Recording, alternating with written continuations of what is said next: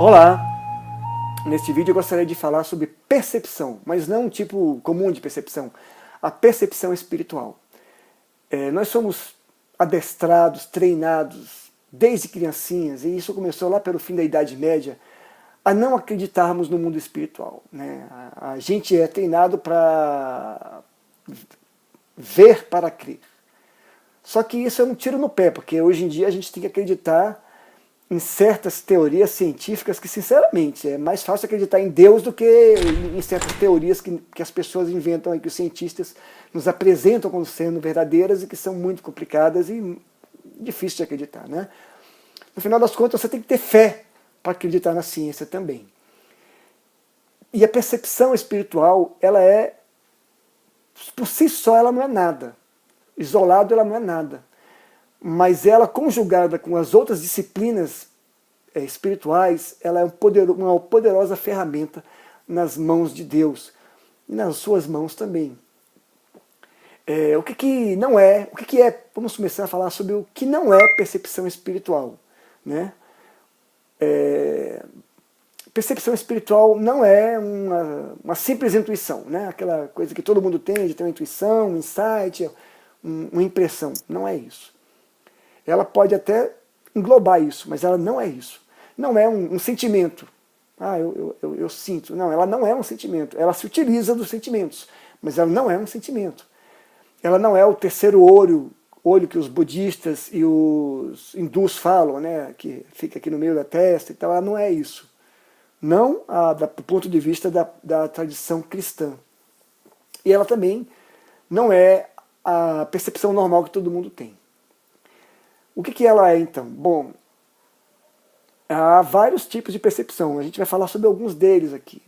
Primeiro, a gente vai falar sobre a percepção sensorial comum, que é a capacidade auto-efeito de perceber alguma coisa através dos sentidos.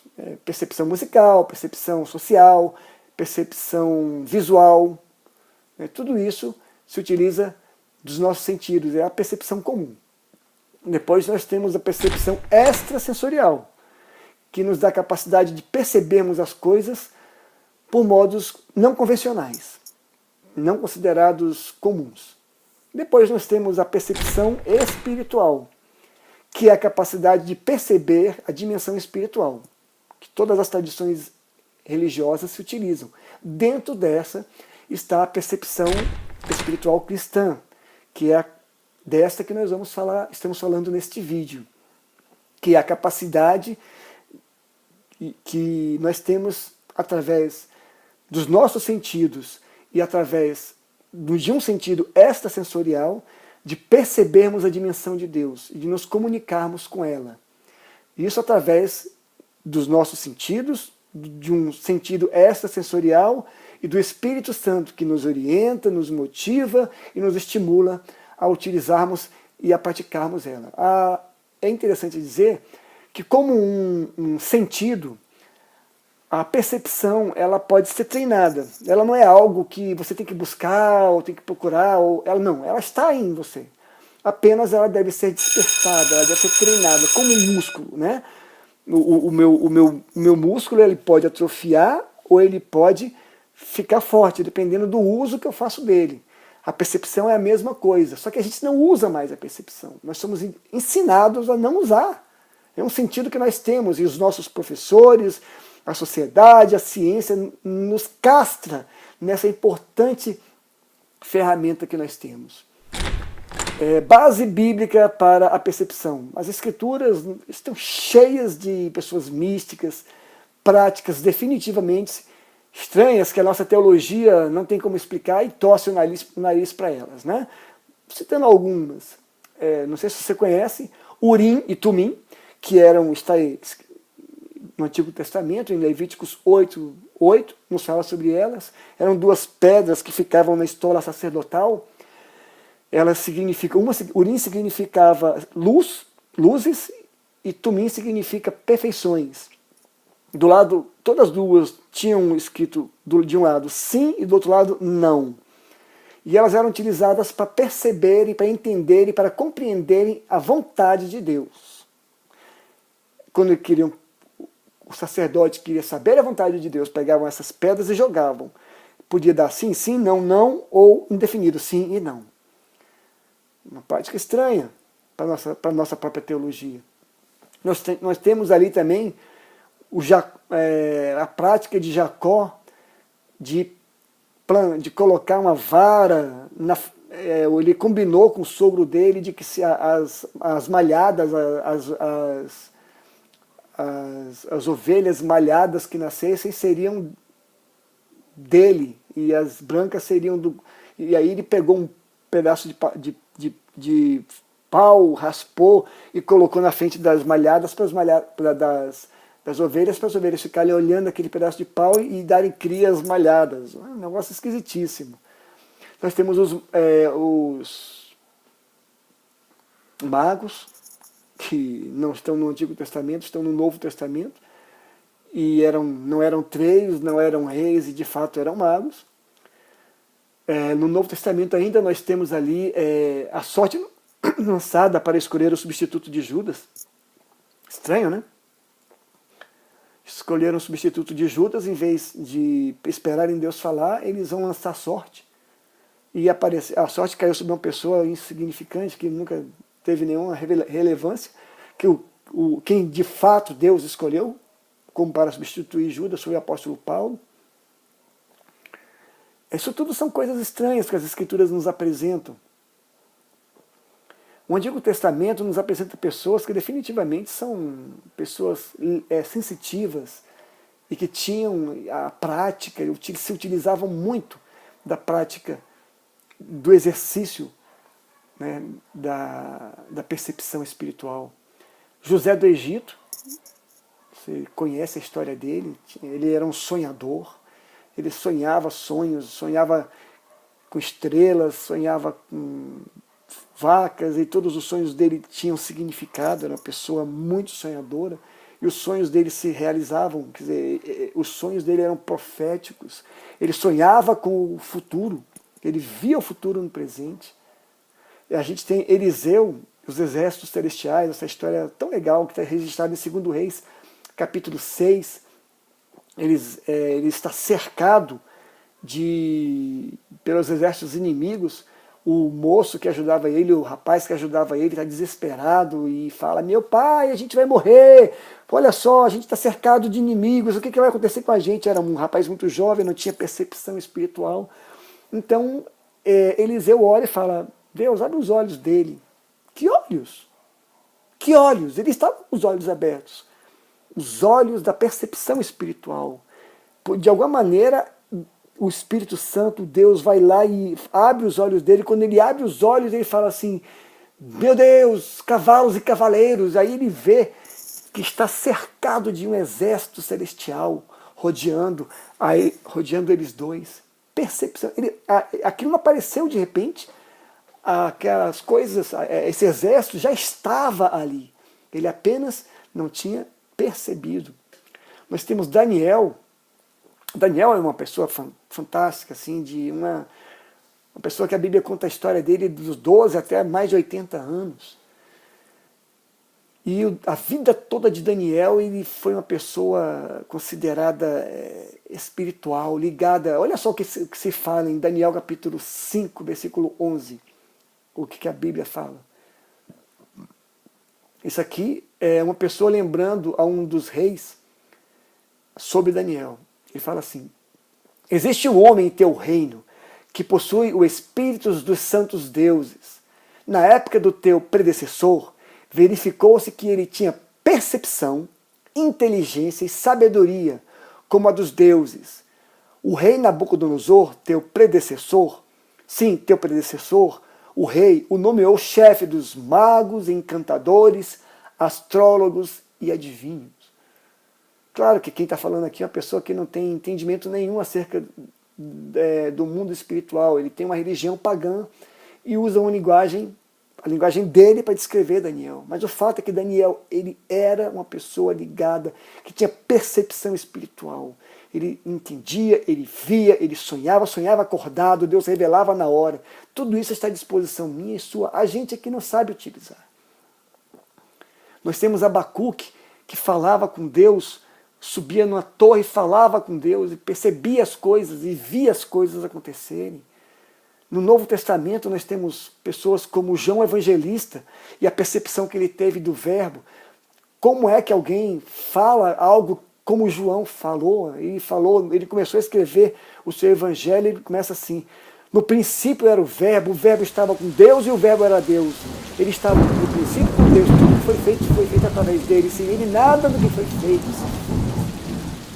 Ele percebe algo que ninguém tinha percebido até então. Que Jesus Cristo estava no princípio e era o verbo de Deus, a palavra de Deus, a ação de Deus, o movimento de Deus. Nós temos Paulo, isso aí dá o terceiro céu. Ele conta, Paulo, que foi arrebatado em espírito e foi levado até o terceiro céu. Até o terceiro céu, e que ele viu coisas que não se pode contar em linguagem humana, que é uma pena, porque eu tenho tanta curiosidade de saber. E acredito que você também tem. O que foi que ele viu que não podia contar? Ele não sabia, não tinha como descrever. Por que ele não podia descrever? Porque ele estava numa dimensão diferente, na qual ele não tinha as ferramentas físicas para perceber tudo. Alguma coisa ele percebeu. Nós temos Pedro e o sonho com o lençol. Pedro está dormindo e sonha que desce até ele um lençol cheio de todo tipo de animal, cobra, porco, javali, todo animal esquisito que os judeus não comiam. Aí aparece uma voz para ele e fala assim: Pedro, mata e come. E aí Pedro, um judeu severo, falou: não, eu jamais vou botar na minha boca coisas impuras. E aí a voz fala para ele: você não chame de impuro aquilo que Deus purificou. Um sonho, uma percepção, um entendimento. Deus fala com a gente através dos nossos sonhos. Nós temos de novo João Evangelista, que é a visão da ilha de Patmos. A visão da ilha de Patmos é alguma coisa fantástica. Você já parou para entender, para perceber o que foi que aconteceu? Como é que era que se dava? Vamos falar um pouco sobre isso bem rapidamente. A percepção, a profecia, quando ele escreveu, ele não estava parado, como a gente imagina, parado escrevendo. As imagens vinham na cabeça de João, ele via tudo ao mesmo tempo, ele via carros, ele via helicópteros, ele via as coisas acontecendo e não sabia descrever, ele escrevia com a linguagem dele. Ele via um helicóptero e fala assim: eu vi um gafanhoto de ferro. Não sei se você percebe, né? Tem até o gafanhoto, parece um pouco à frente. Bom, ele achou parecido. Então era assim, ele tinha uma percepção, e ele não estava dormindo, ele estava acordado, vendo coisas o tempo todo e escrevendo revelações de Deus.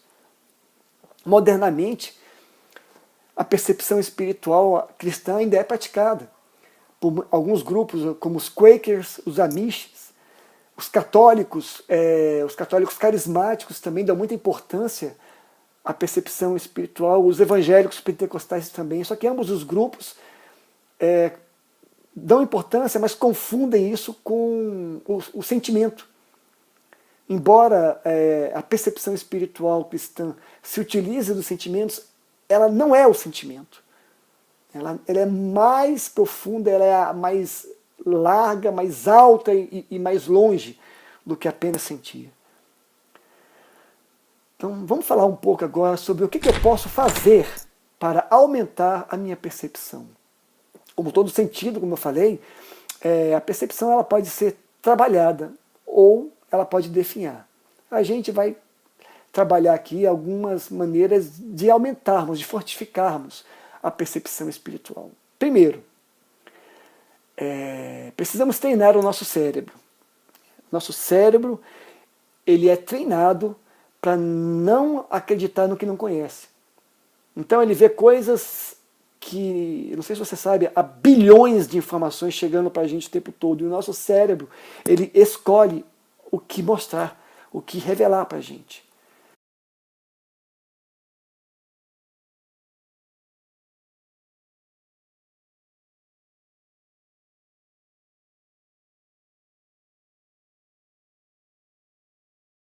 Então, muitas vezes, nós percebemos coisas espirituais e o nosso cérebro bloqueia. Nós precisamos trabalhar o nosso cérebro. Trabalhar o nosso cérebro. E quando ele começar a degustar que o nosso cérebro é uma máquina poderosíssima, e curiosa demais, quando ele começar a experimentar as sensações da percepção espiritual, ele vai gostar. Então a gente tem que fazer, a primeira coisa é isso, treinar o cérebro da gente. 2, a gente tem que se colocar numa posição de humildade, de aprendiz, né, durante a sua oração. A gente muitas vezes quer chegar já orando e como a gente vê algumas pessoas em algumas igrejas, eu determino, né, o cara impõe. Não, seja humilde, Deus se dobra para o coração humilde, mas resiste ao orgulhoso. Né? Então, quando você for orar, quando você for meditar, seja humilde, coloque-se na posição de quem está aprendendo, de quem está ali como um caminhante que precisa aprender o caminho. 3, tenha expectativas simples. Lembre-se, né, que você está progredindo. Então nada de achar que vai começar a trabalhar a percepção e vai ter uma visão como Pedro, como Paulo, como João. Um dia, talvez, se Deus desejar, você terá. Mas agora não é essa hora. Agora é a hora da gente ter pequenas expectativas. E além de pequenas, celebrar cada pequeno progresso que a gente faz. Né? Paulo, antes de ser o apóstolo Paulo, ele era Saulo. Abraão, antes de ser o pai da fé, Abraão era Abrão. A gente é treinado e cada progresso que a gente faz, a gente comemora, a gente celebra. Cada vitória que a gente faz, a gente celebra, a gente agradece a Deus. Quando você perceber que teve uma experiência nova, você, oh Deus, muito obrigado. Comenta com seu amigo, com a sua esposa, com a sua namorada, com um colega seu. Comenta com as pessoas, com o seu namorado, comenta com as pessoas o que Deus lhe revelou. Tá? Peça a Deus que lhe dê não apenas vontade, mas força de vontade para exercitar a percepção. Porque a gente tem vontade, mas a vontade não é tanta. Então que Deus nos dê perseverança, tá bom? E finalmente, procure despertar, isso é importante, procure despertar as diversas manifestações do fruto do Espírito, descritos lá em Gálatas capítulo 5, 22 e 23. O fruto do Espírito, ele tem várias manifestações. Procure ler e despertar cada uma delas. Aquelas que você é mais fraco, aquelas que você percebe que não tem tanto, por exemplo, perseverança, paz, aquelas que você precisa, né? Puxa vida, eu preciso despertar certas coisas. Escolha e persevere. Tá? E persevere. Agora a gente vai falar sobre alguns exercícios que a gente pode fazer que nos ajudam a praticar a percepção. São exercícios simples, tá?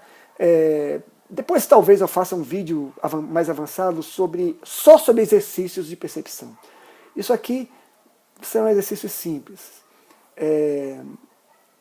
Primeiro, uma dica.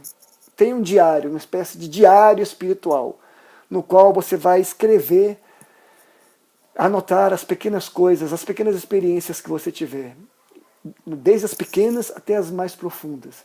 Escrevendo, quando a gente escreve, você está treinando a visão e está treinando o tato.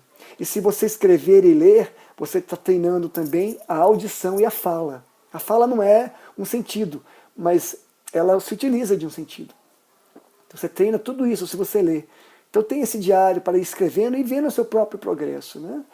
2, fragrância. Isso é bem legal. Se possível, sempre que estiver treinando a percepção espiritual, em uma oração, em uma meditação, em uma contemplação, em um jejum, tenha perto de você uma fragrância que você gosta. Por exemplo, um vidrinho de perfume que você gosta aberto. Por quê? Porque toda vez que você sentir aquela fragrância, o seu cérebro vai lembrar do que você viveu, vai trazer essas sensações de volta para você. Ou um vidrinho de perfume aberto, ou